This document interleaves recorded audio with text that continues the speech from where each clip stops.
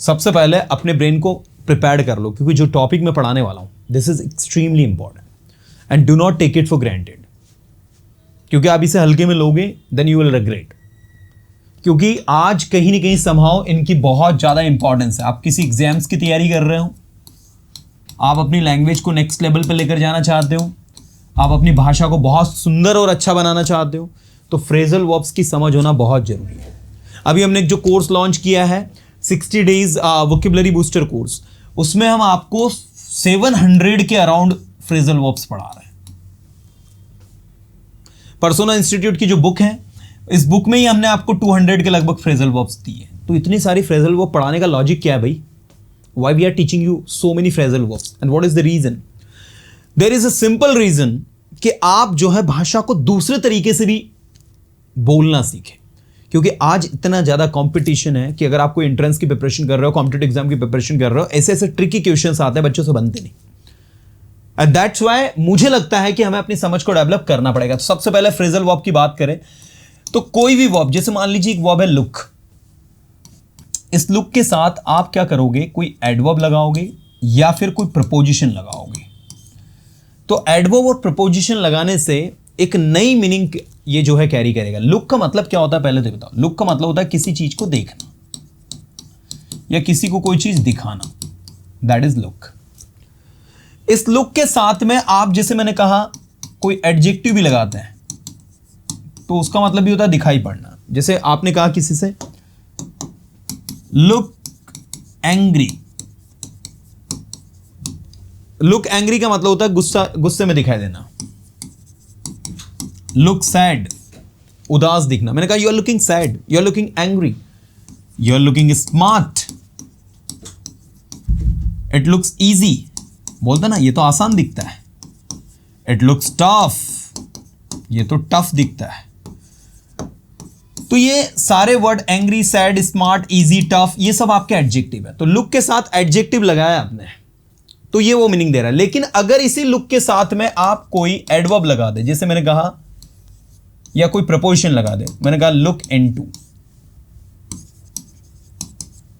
मैंने कहा look for, मैंने कहा लुक आउट, मैंने कहा लुक आफ्टर, तो अब आपको पास में कुछ अलग मीनिंग होंगे। जैसे यहां पर लुक का मतलब देखना है या दिखाना था, यहां लुक का मतलब होगा to investigate something. To investigate something का मतलब होता है किसी चीज को इन्वेस्टिगेट करना। मैंने कहा पुलिस केस को की छानबीन कर रही है, तो पुलिस आर, अब पुलिस के साथ इज नहीं लगता, याद रखना। पुलिस जो है पूरी बटालियन को पुलिस कहा जाता है, इसलिए पुलिस आर माना जाता है। Police are looking into this case, police इस केस को लुक इनटू कर रही है, मतलब इस केस की छानबीन कर रही है, जांच कर रही है कि भाई क्या मैटर है क्या नहीं। So this is police are looking into this case, ठीक है। Look into, to investigate something. Look for का मतलब होता है टू सर्च समथिंग।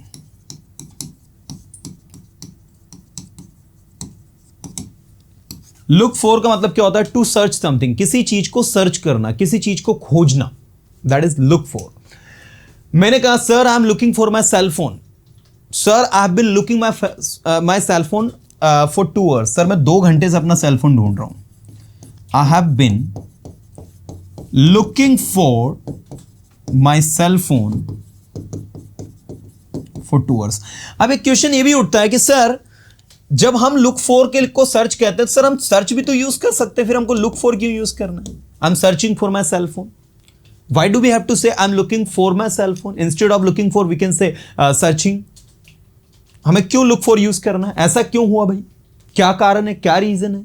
तो मैं आपको बताना चाहूंगा कि लुक फॉर क्यों यूज हुआ है, उसका रीजन देखो। सबसे बड़ा रीजन क्या होता है कि कभी कभी भाषा में कुछ ऐसी सिचुएशन आती है जहां पर आप फ्रेजल वर्ब का यूज करके अपनी भाषा को बहुत शानदार बना सकते हो। Instead of saying searching, when you say looking for, it looks great to speak.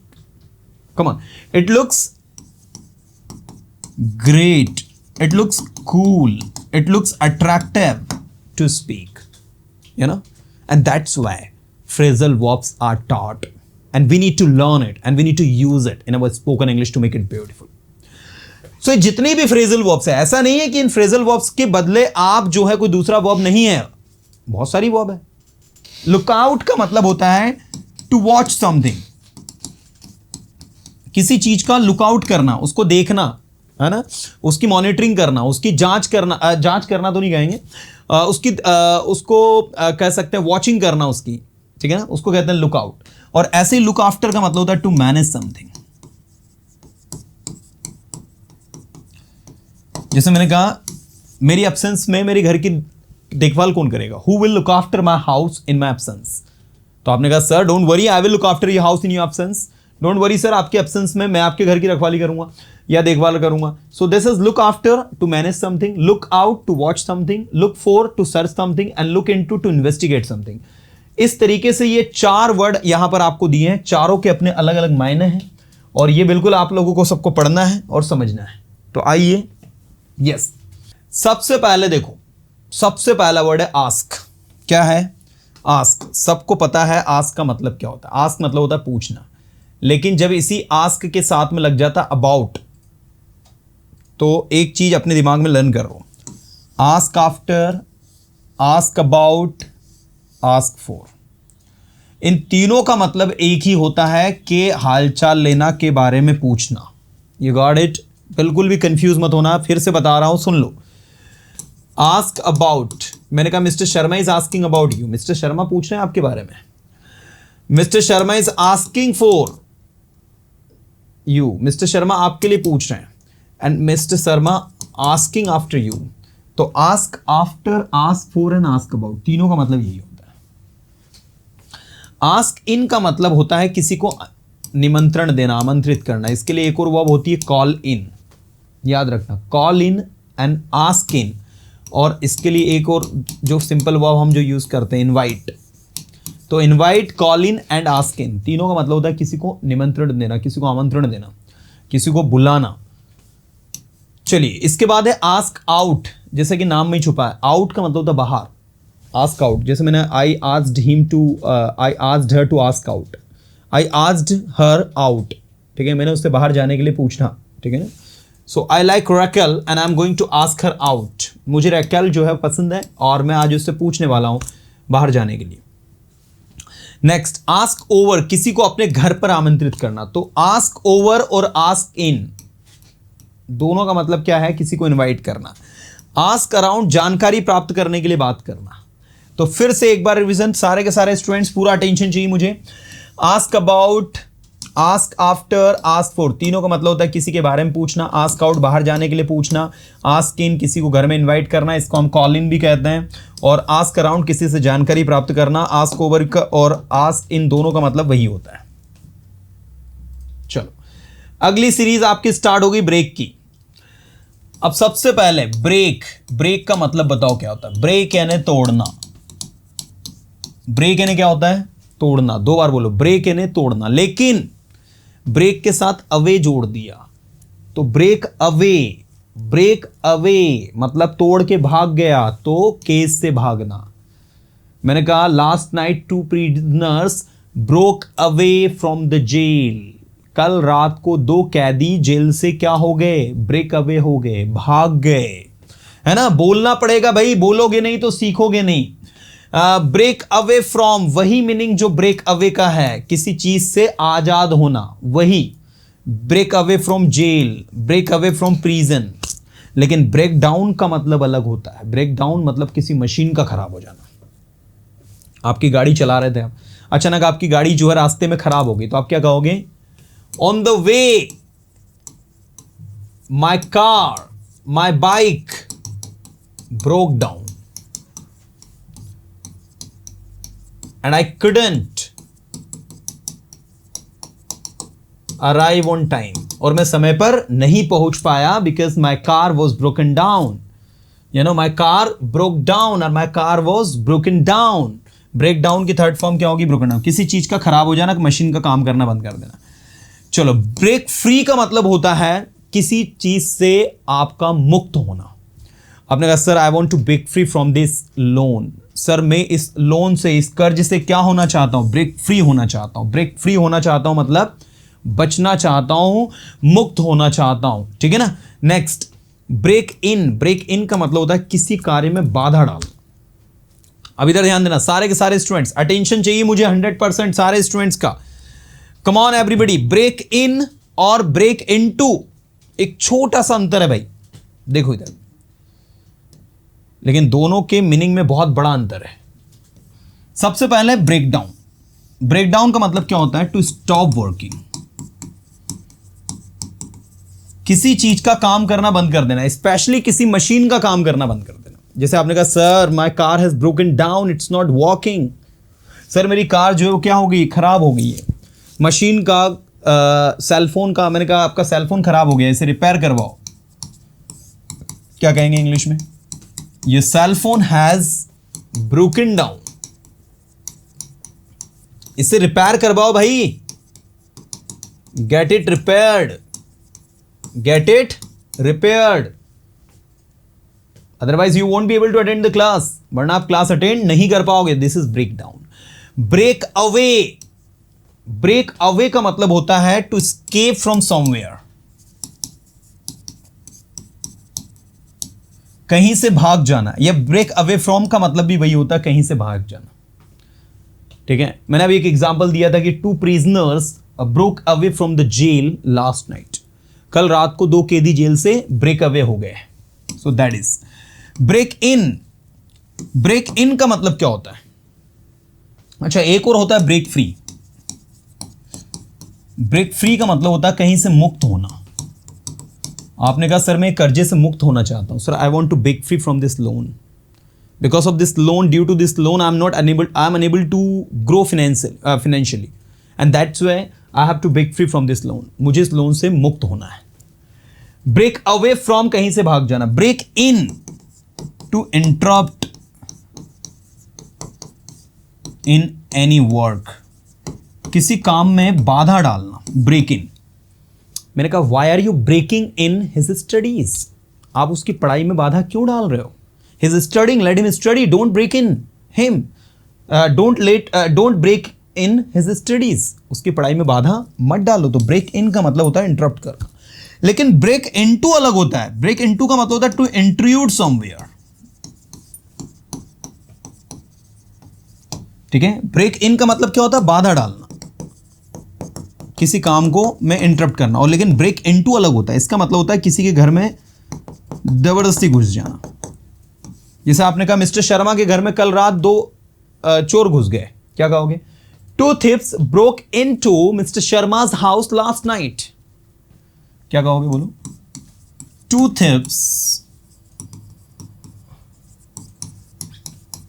broke into mister Sharma's house last night. 2 चोर जो है मिस्टर शर्मा के घर में क्या हो गए, ब्रोक इनटू हो गए, कब, कल रात। सो that is broke into. Broke into का मतलब होता है कहीं जबरदस्ती घुस जाना। अच्छा ब्रेक आउट। ब्रेक आउट का मतलब होता है किसी चीज का फैलना, इसको कहेंगे to spread of something, specially किसी डिसीज का फैलना, आग का फैलना, र्यूमर का फैलना, पैंडेमिक का फैलना। जैसे अगर आपको याद हो तो इन 2020 कोविड-19 broke out across the world, है ना। कोविड-19 ब्रोक आउट, ब्रेकआउट की second form broke out across the world. तो कोविड-19 क्या हुआ, अक्रॉस द वर्ल्ड ब्रेकआउट हो गया। देखो अगर आपको फ्रेजल वर्ब की समझ अच्छी है ना, तो आप जब न्यूज़पेपर पढ़ोगे, मैगजीन्स पढ़ोगे, आपको सारी चीजें वहां मिलेंगी। You are reading a news and you just found that last night 2 prisoners broke away from the jail.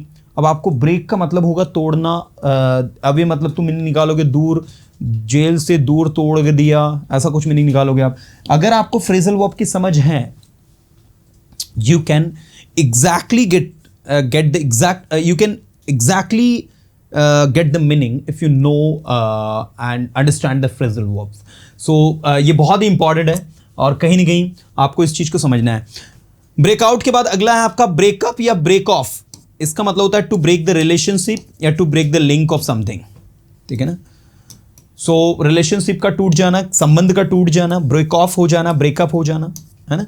चलिए, तो ये ब्रेक सीरीज है आपकी। अब थोड़ा आगे बढ़ते हैं, हमारे पास समय कम है।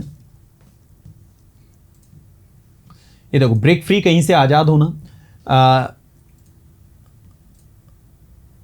ये देखो यहां पर लिखा भी है, Eva manage to break free from the attackers grasps. Grasps के अटैक से एमा जो है बचने में सफल हुई कैसे भी। ब्रेक इन हो गया, ब्रेक इन टू हो गया, ब्रेक इन ऑन, किसी कार्य में बाधा डालना। ब्रेक ऑफ बताई दी मैंने, ब्रेकआउट आपको बता दिया। चलो अगला देखो, कॉल अप। कॉल सीरीज को देखो, कॉल आफ्टर, ठीक है। कॉल का मतलब पहले तो बताओ क्या होता है। कॉल का मतलब होता है किसी को बुलाना। क्या होता है? किसी को बुलाना, ठीक है ना। ये देखो, कॉल का मतलब क्या होता है? किसी को बुलाना। लेकिन जब इसी कॉल के बाद में आफ्टर लग जाता है, कॉल फॉर लग जाता है, कॉल इन लग जाता है, कॉल ऑफ लग जाता है, तो सबके मीनिंग अलग अलग हो जाते हैं। कॉल ऑफ का मतलब होता है टू कैंसिल समथिंग, किसी चीज को क्या कर देना? रद्द कर देना, कैंसिल कर देना। आपने कहा भारी बारिश के कारण सारी क्लासेस रद्द कर दी गई। Due to heavy rain all the classes have been called off today. ठीक है, भारी बारिश के कारण सारी क्लासेस क्या कर दी गई भाई? कॉल ऑफ कर दी गई। कॉल ऑफ कर दी गई मतलब कैंसिल कर दी गई। देखो, वोकैबुलरी का एक सिंपल सा फंडा बताता हूं। वोकैबुलरी ऐसी है भाई कि जिसको आप जितना पढ़ोगे उतना जल्दी आपको लर्न होगी, और जितनी ज्यादा बार पढ़ोगे उतना जल्दी आप उसको प्रैक्टिकली यूज करना स्टार्ट करोगे। तो इसका एक ही फंडा है, मल्टीपल टाइम पढ़ते रहो, जब भी टाइम मिले ध्यान से सुनो। आज अगर कॉल ऑफ याद नहीं हुआ, कल याद होगा। कॉल इन का मतलब ये पहले बताया था मैंने आपको, टू इनवाइट समवन, किसी को इनवाइट करना। इसके लिए एक और हमने आपको बताया था, आस्क इन और आस्क ओवर, अगर आपको याद हो तो। आस्क इन और आस्क ओवर और कॉल इन, तीनों का मतलब होता है किसी को इनवाइट करना। मैंने कहा मिस्टर शर्मा को as a chief guest invite किया गया। Mister Sharma was called in as a chief guest in that hospital. उस हॉस्पिटल में मिस्टर शर्मा को as a chief guest call in किया गया। तो ये कॉल इन का मतलब यहां क्या है? कॉल इन का मतलब है उनको इनवाइट किया गया, दैट इज। अच्छा, कॉल फॉर का मतलब होता है कि मांग करना। मैंने कहा they are calling for salaries increment, वो सैलरी इंक्रीमेंट के लिए मांग कर रहे हैं, ठीक है ना। तो इसको कॉल फॉर या आस्क फॉर दोनों यूज होता है ये। और कॉल आफ्टर मतलब होता है के नाम से जाना जाना, ठीक है। जैसे मान लीजिए आपके घर में कोई छोटा बच्चा है और वो बच्चा जो है उसके दादाजी के नाम से जाना जा रहा है, तो हम क्या कहेंगे? The small baby is called after his grandfather, ठीक है। The small baby is called after his grandfather. जो स्मॉल बेबी है वो उसके ग्रैंडफादर के नाम से उसको जाना जाता है। तो कॉल आफ्टर के नाम से जाना जाना, कॉल फॉर के लिए बुलाना या पुकारना या डिमांड करना, कॉल इन किसी को इनवाइट करना, कॉल ऑफ किसी चीज को कैंसिल करना, ठीक है ना। एक दो बार पढ़ोगे वैसे याद हो जाएगा। चलो, कॉल बैक तो आपको पता ही होगा, बताने की जरूरत नहीं। कॉल बैक का मतलब होता है किसी को वापस कॉल करना। चलिए, आपको मैंने अभी आस्क बता दिया, ब्रेक बता दिया, कॉल बता दिया। उम्मीद करता हूं आस्क, ब्रेक और कॉल तीनों आपको समझ में आया। अगली सीरीज है कम। अब भैया कम को समझना है तो सबसे पहले कम का मतलब समझो। कम मतलब होता है आना। अब कम के साथ अगर आपने अबाउट लगा दिया तो कम अबाउट मतलब होता है किसी घटना का घटित होना। मतलब कम अबाउट का मतलब होता है हैपन, HAPPEN। हैपन भी होता है एंड अकर भी होता है। दोनों का मतलब होता है किसी घटना का घटित होना। मैंने कहा यह कब घटित हुआ? When did this come about? बोलो इंग्लिश में, यह घटना कब घटी? When did this incident come about? ठीक है, इतिहास में घटना कब घटी जिसके बारे में आप बात कर रहे हैं. When did this incident come about in the history about which you're talking? About which you're talking. इतिहास में घटना कब घटी जिसके बारे में आप बात कर रहे हैं. This incident came about in 2000. This incident came about in 1948. ये देखो, this incident मतलब यह घटना came about घटी, ठीक है, in 1948. 1948 में यह घटना घटी, राइट. एक दो बार पढ़ोगे ऐसे याद आ जाएगा. अगला वर्ड है one of my favourite, come across. Come across याद रखो. कम अक्रॉस, आप मार्केट जा रहे हो, मार्केट में संयोग बस आपको जो है आपका कोई बहुत पुराना मित्र मिल गया जिससे सालों बाद आप मिले हो. आपने कहा यार कल क्या हुआ, yesterday I came across one of my old friends who used to study with me when I was in 10th. कल क्या हुआ मार्केट में, I came across one of my old friends. I came across one of my old friends who used to study with me when I was in 10th. कल market में क्या हुआ, मैं एक संयोग बस एक ऐसे दोस्त से मेरे मिला जो 10वीं मेरे साथ पढ़ा करता था. And I met him after 10 years, और मैं उससे 10 साल बाद मिला. ठीक है, सो this is actually come across. Come across का मतलब क्या होता है, किसी से संयोग बस मिलना. एक दो बार पढ़ोगे वैसे याद हो जाएगा, नॉट अ बिग डील, है ना. देखो अभी कम के दो बताया मैंने, come about to make something happen, किसी घटना घटित होना, एंड कम अक्रॉस संयोग बस मिलना. कम अलोंग, अब ये जितने भी आएंगे ना इनको इनके लास्ट में क्या लग रहा है इससे याद रखना. अलोंग का मतलब होता है साथ, अपार्ट का मतलब होता है किसी चीज का अलग होना. तो कम अपार्ट टूट जाना, टूट के अलग हो जाना. कम अलोंग साथ आना. कम अराउंड किसी चीज की राय बदलना, है ना. कम बैक वापस आना, है ना. कम बिफोर किसी चीज के पहले आना, जैसे my family comes before you, मतलब आपसे पहले क्या आती है, मेरी फैमिली आती है, मेरा परिवार आता है. तो अब जितने भी वर्ड कम से आने वाले आएंगे इसके लास्ट में जो वर्ड लगा है इसी से उसके मीनिंग को लर्न करना है. अपार्ट का मतलब पहले तो बताओ क्या होता है. अपार्ट का मतलब होता है किसी चीज का अलग होना.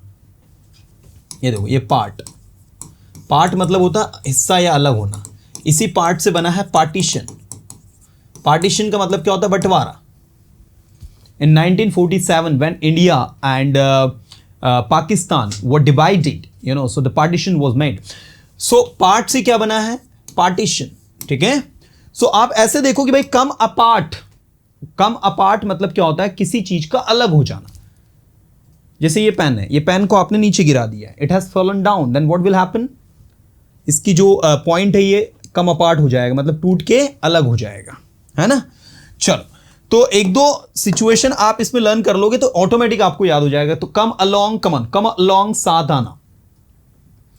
जैसे देखो एग्जांपल दिया है कि Alex decided to come along with me to watch the parade. Parade देखने के लिए, परेड समझते हो ना, जो जलसा निकलता है उसको कहते हैं. कि Alex decided to come along with me, Alex ने डिसाइड किया to come along with me, मेरे साथ आने के लिए, टू वॉच द परेड को देखने के लिए. चलो ऐसे देखो, आपका अगला वर्ड है कम अपार्ट. कम अपार्ट का मतलब होता है टूट जाना, किसी चीज का टूट के अलग हो जाना, that is come apart. I need to get my glasses repaired, मुझे अपने चश्मे को, ग्लासेस को रिपेयर करवाने की जरूरत है. दे केम अपार्ट. देखो एक चीज याद रखना स्टूडेंट्स, ये जो ग्लासेस है ना, चश्मे को कहता है, तो ये प्लूरल होता है, इसलिए देखो इसके लिए दे लगाया हमने. क्या क्या चीजें प्लूरल होती है इंग्लिश में ध्यान रखना, पैंट्स, ट्राउजर्स, ग्लासेस, सीजर्स. ठीक है, ये सारी चीजें सिंगुलर नहीं होती, दे आर एक्चुअली प्लूरल. अब प्लूरल क्यों होती, देखो पैंट्स की बात करते हो, ट्राउजर्स की बात करते हो, तो उसमें देखो दो लेग होते हैं, दो टांगे होती है ना, इसलिए उसको प्लूरल माना जाता है. ऐसे सीजर को आप देखो, सीजर्स में दो ब्लेड्स इस तरीके से कनेक्ट होती हैं, इसलिए सीजर्स बोला जाता है. ऐसे ग्लासेस में देखो एक और दो ग्लास है, इसलिए ग्लासेस या सन ग्लासेस ये प्लूरल माने जाते हैं. So I need to get my glasses repaired. They came apart. अब देखो टूटा चश्मा ही है, लेकिन उसके लिए यूज क्या हो रहा है, इंग्लिश में दे यूज हो रहा है. अगर ये सिंगुलर होता तो हम क्या लिखते हैं, इट केम अपार्ट. हमने दे क्यों यूज किया यहां पर, इट की जगह दे क्यों यूज किया? बिकॉज दे प्लूरल के लिए होता है, इट सिंगुलर के लिए होता है। और ये ग्लासेस जो है ये प्लूरल है, इंग्लिश में इन्हें प्लूरल माना जाता है क्योंकि दो है इसलिए। So they came apart when they fell off the table. ये देखो फेल ऑफ द टेबल, जब वो टेबल से फेल ऑफ हुए तो वो क्या हो गए? कम अपार्ट हो गए। मतलब क्या हो गए? टूट के अलग हो गए। भाई फ्रेजल वर्ब है ना, बहुत ही प्यारा सब्जेक्ट है, बट इतना है कि है ना आपको जो है उसको इंटरेस्ट के साथ पढ़ना पड़ेगा, इंटरेस्ट दिखाना पड़ेगा। अब ऐसे देखो कम अराउंड, कम अराउंड मतलब होता है किसी की राय बदलना। जैसे I think the supplier will come around to a way of seeing the things. मुझे लगता है कि सप्लायर जो है हमारे तरीके से चीजों को देखने की कोशिश करेगा। कम बैक वापस आना, थोड़ा स्पीड से करते हैं, समय कम है हमारे पास।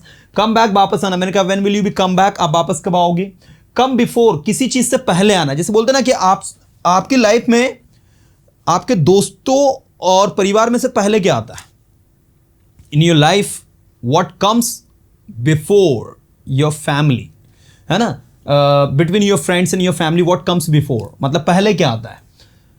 तो देखो एग्जाम्पल भी लिखा है यहां पर कि Carla always says that, Carla हमेशा कहती है कि her family comes before her career, कि उसकी जो फैमिली है वो पहले आती है उसके करियर के। ठीक है ना? किसी चीज को अधिक महत्व देना, that is come before. Come by का मतलब होता है किसी से मुलाकात करना। देखो कम अक्रॉस का मतलब क्या होता है? संयोग से मिलना, लेकिन कम बाय का मतलब क्या होता है? किसी से मुलाकात करना। ऐसे ही कम डाउन विथ, आपको कोई बीमारी हो गई और बीमारी से आप क्षतिग्रस्त होकर पूरी तरह बेकार हो गए तो कम डाउन विथ, है ना? कम फॉरवर्ड का मतलब होता है किसी चीज को आगे लाना, आगे बुलाना, कम फॉरवर्ड, आगे बढ़ाना। कम ऑफ का मतलब होता है किसी चीज से अलग हो जाना। अब देखो कम ऑफ और कम अपार्ट, मुझे बताओ क्या डिफरेंस है दोनों में? कोई डिफरेंस नहीं। जो मीनिंग कम अपार्ट का है वही मीनिंग कम ऑफ का है। कम आउट का मतलब होता है किसी चीज का पता चलना है, किसी चीज का बाहर आना। मैंने कहा ये न्यूज कब बाहर आई भाई? When did this news come about, when this news come out. तो किसी चीज का प्रकट होना, रिवील।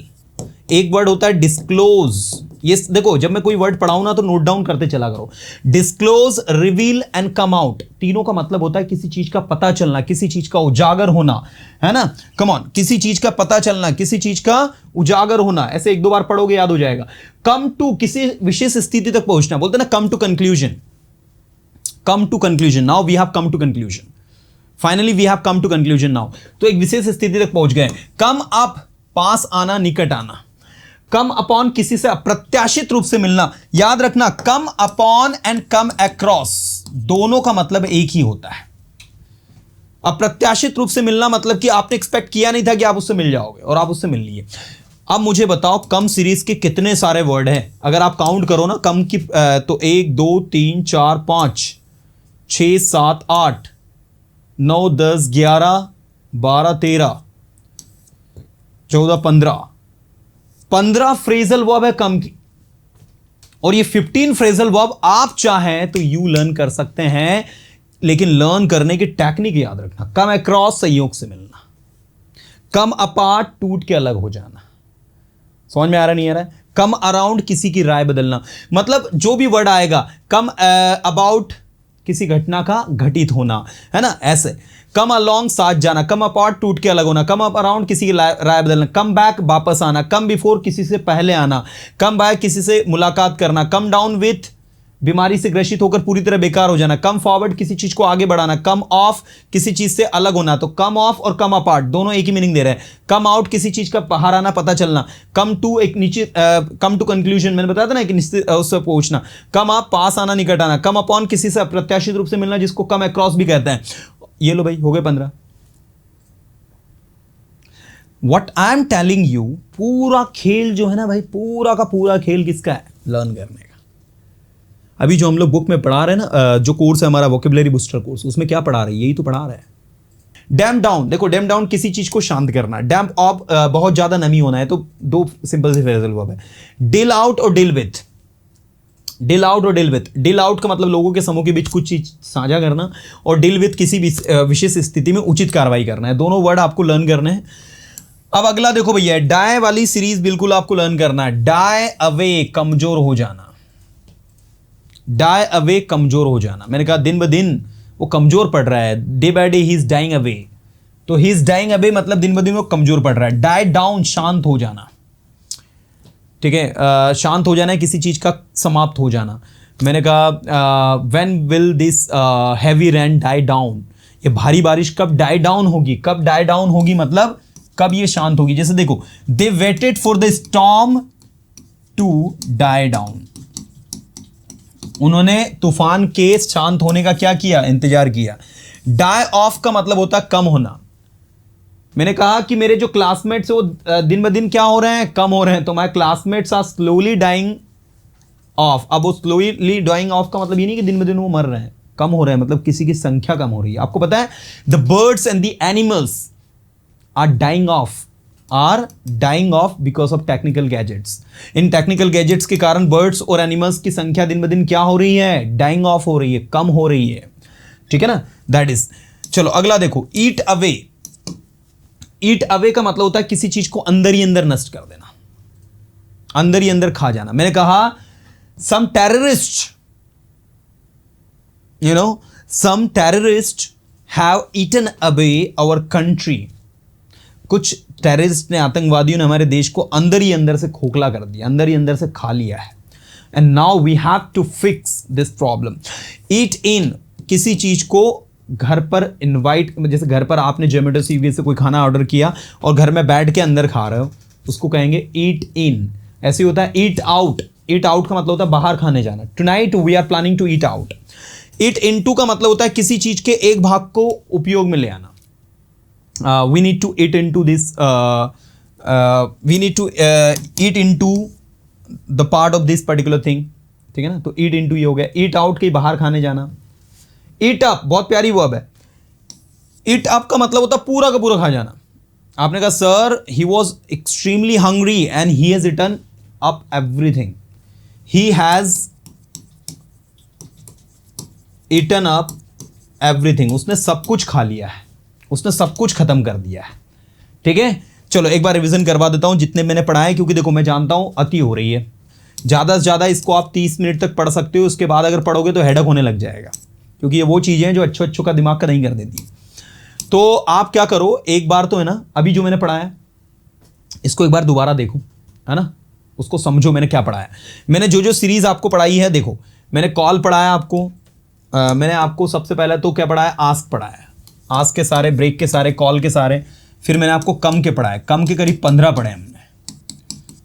फिर मैंने आपको ईट के पढ़ाए, ये 2 डी के भी पढ़ाए, डील विथ, और एक डाई वाले पढ़ाए, है ना, डाई ऑफ पढ़ाया, डाई डाउन पढ़ाया, है ना। चलिए, तो ओवरऑल जितना भी हमने पढ़ा है इन सबको एक बार आप सिस्टमेटिकली देखो, समझो और प्रैक्टिकली इनको यूज करने की कोशिश करो। And all these verbs are extremely useful and quite simple, but we need to make the proper strategy to learn them, and you will find that all these things are quite easy.